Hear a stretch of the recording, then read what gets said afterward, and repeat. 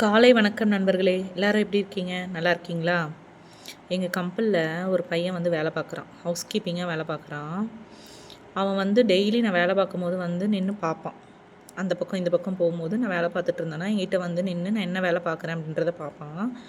அப்போ வந்து அவனுக்கு வந்து எப்படின்னா ஆப் நிறைய இன்ஸ்டால் பண்ணி அவனோட ஃபோட்டோஸ் இமேஜஸை வந்து டிஃப்ரெண்ட்டாக எடிட் பண்ணி அவன் ப்ரொஃபைலாவோ இல்லை மொபைலில் வச்சுருக்கான். எது மாதிரி எப்படின்னா ப்ரொஃபஷ்னல் கேரக்டராக அவன் வச்சுருக்கான். எப்படின்னா ஒரு போலீஸு, ஒரு டாக்டரு, ஒரு இன்ஜினியரு, ஒரு பிஸ்னஸ் மேனாக அந்த மாதிரி க்ரியேட் பண்ணி அவனோட இமேஜை வந்து ப்ரொஃபைலாக அந்த மாதிரி ஆப்பில் வந்து நிறைய வச்சுருக்கான். அப்போ வந்து நான் பார்த்துட்டு கேட்டேன், என்ன இந்த மாதிரிலாம் வச்சுருக்க?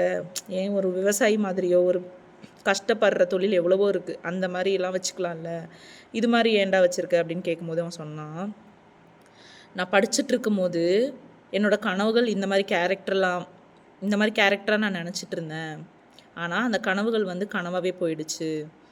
அது நீங்கள் சொன்ன விஷயங்கள் வந்து நான் என்னோடய ரியல் லைஃப்பில் இருக்குது. நான் ரியலாக நீங்கள் சொன்ன கேரக்டராக தான் இருக்கிறேன், கஷ்டப்பட்டுட்டு இருக்கிறேன் அப்படின்ற மாதிரி சொன்னான்.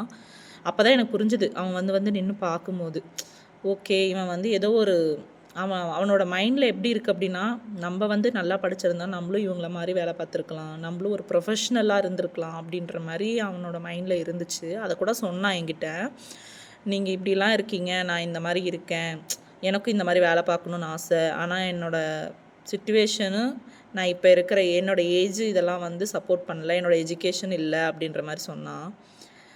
ஸோ இந்த மாதிரி பசங்க நிறையா வந்து ஃப்யூச்சரில் ஃபீல் பண்ணுறாங்க.